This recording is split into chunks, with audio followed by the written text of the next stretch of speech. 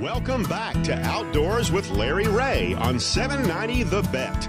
Brought to you proudly by the Tennessee Wildlife Resources Agency. Hey, good Saturday morning. Welcome back to Outdoors with Larry Ray. And as I said, this is first Saturday, and really happy to have Dave Gabbard and Gene Smith in the studio. The first time Dave's been back in the studio since last year. Yeah. And we're going to talk about an event that's coming up that is one of my favorites. When I became outdoor editor to the Commercial Appeal, that's the newspaper Memphis, in case anybody might have forgotten. Back in They still have newspapers? Yes, they do.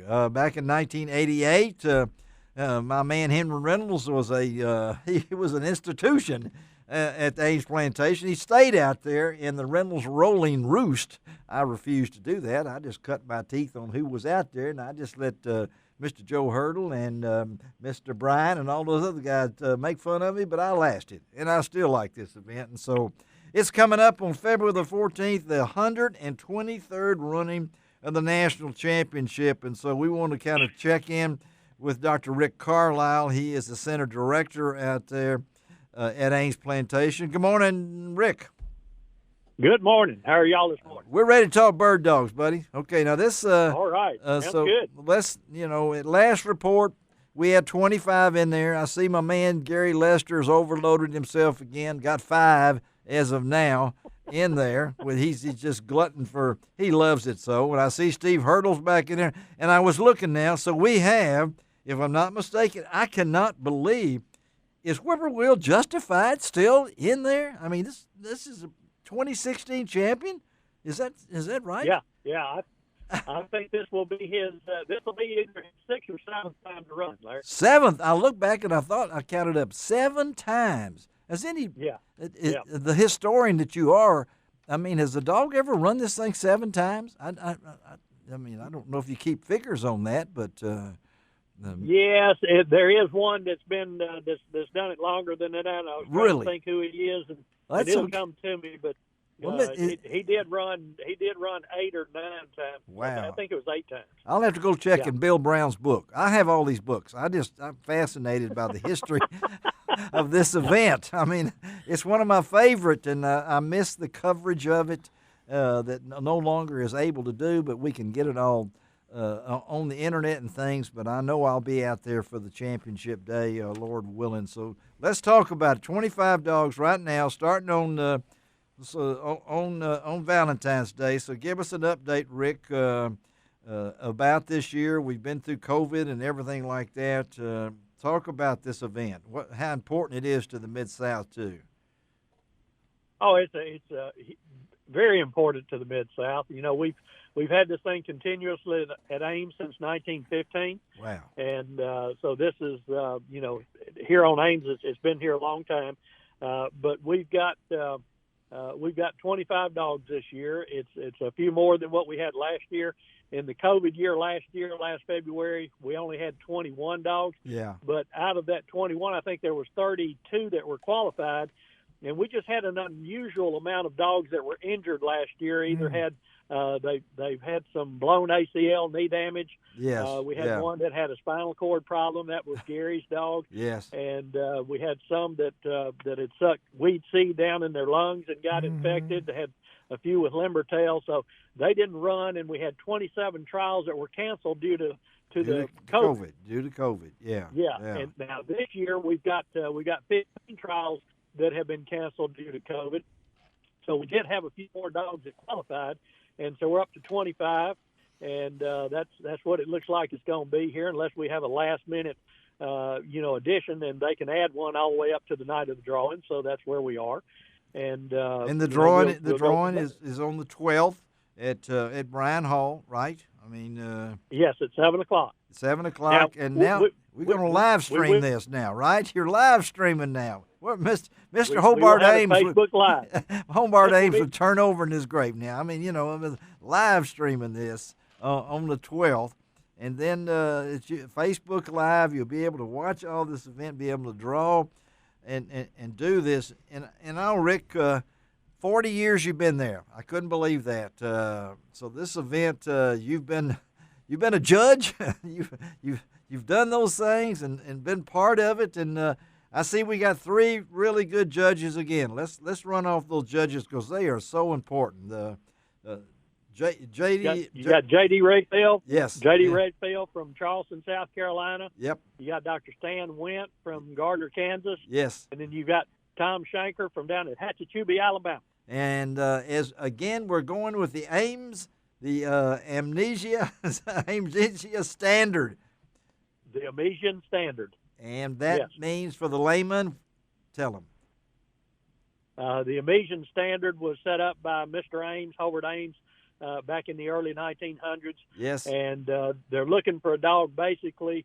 Style, stamina, and the ability to locate coveys of quail. I broke you.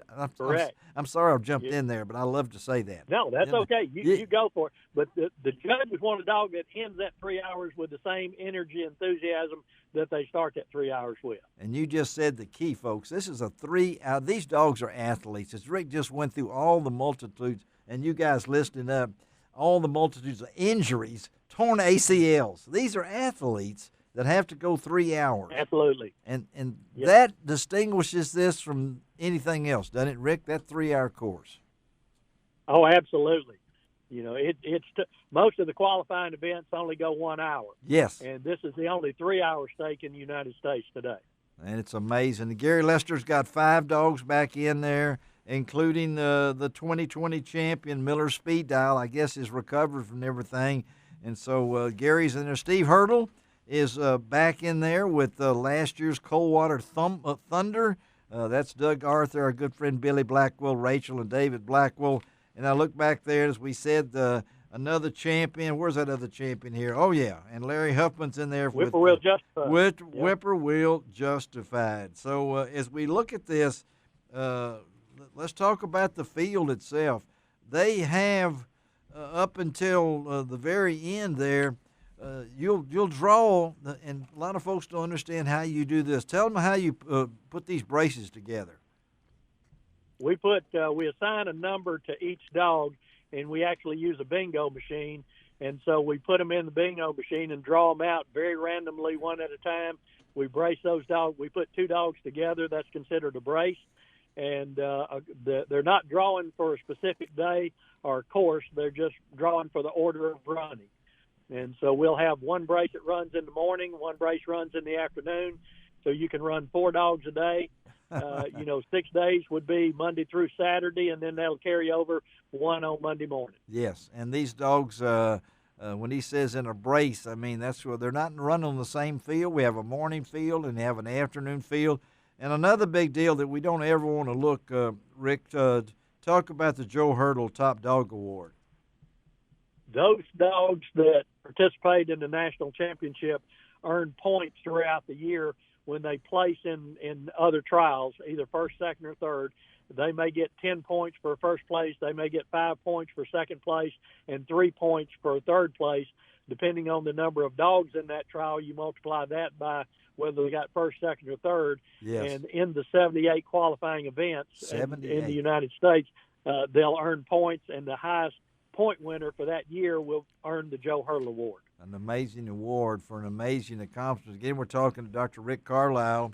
He is the center director at Ames Plantation, actually for the University of Tennessee, as we talk about Ames Plantation out there near Grand Junction. And we're talking about, as you said, a 3-hour ordeal. So basically, the ability to complete that thing is the hard thing, and you never know what race you're going to get drawn. You never know what the weather's going to be on that day, and so that's what makes it such a competitive event, and it's open to the public, folks. You can actually come, and where can you go to the Super Bowl event, not pay a dime, and park on the road and watch the athletes run by? You know, and not nobody with a microphone interviewing a dog as it goes by. I remember, what was Mr. Kyle's name? Kyle? Mr. Kyle Wilbert. Yeah, he counted the dogs, and he said, I said, how did you do that? And he said, well, I just counted the dogs and divided by 4. I counted their legs and divided by 4. There you go. You know, so I mean, and all types of weather, and so they run. It's almost guaranteed to be cold, wet, and nasty. Rick, you said that. I did not say that. And don't be set in review, but I know that. And another important fellow we need to mention is William Smith is the reporter this year. And it's made it so easy. I used to have to go chase down Joe Walker at night and find out in the scribble what happened that day. Now, folks, go to Ames. What is it? What's that website? It's AmesPlantation.org. Yes. www.AmesPlantation, all lowercase, one word, .org. And click on National Championships. You're going to get all the dogs in. You're going to get the owners, going to get the handlers. And on next week's show, we will pick our winners. And I always pick a winner, because that. What are you laughing about? If anybody, he just may not be the winner in this trial. Now, there may not be the winner in this trial. That's exactly true. And I don't know if there's a line in Vegas, about who's going to win this thing. But yeah. I know that this is we got a couple of minutes. This is a really a great thing for our area, and I know it's also a social thing, Rick. And you're going to have Brian. Will we be able to have lunch out there? Is all those things still going to be available with COVID going on? Any restrictions? Yeah. No, the only restriction that we're not going to do the reception at the Manor House before the drawing, but Bryan Hall will be open. You'll be able to get a soup sandwich, chips, a drink, and dessert. There you go. I think for about $10. Yes. And you can eat inside Bryan Hall or take it outside, take it with you. But all the other functions at the Bird Dog Museum will be happening that Saturday and Sunday. And everything's going on as normal. I tell you what, and folks, if you want to see something, the tradition, you need to be right there looking at the up the steps at Ames Manor when they announce the champion. All right, Rick Carlisle, thank you, buddy. We'll see you out there. Save me one of them horses tied up at Kroger. Okay? All right. So I'll get you one that you put a quarter in for. Yeah, that's what you know me. Okay, Rick. Thanks, buddy. All right. See you. All right, dude. Good talking to you. Okay. Thanks, all right. Let's take a break on Outdoors with Larry Ray. Be right back. I can't let anything slide. We're out of here.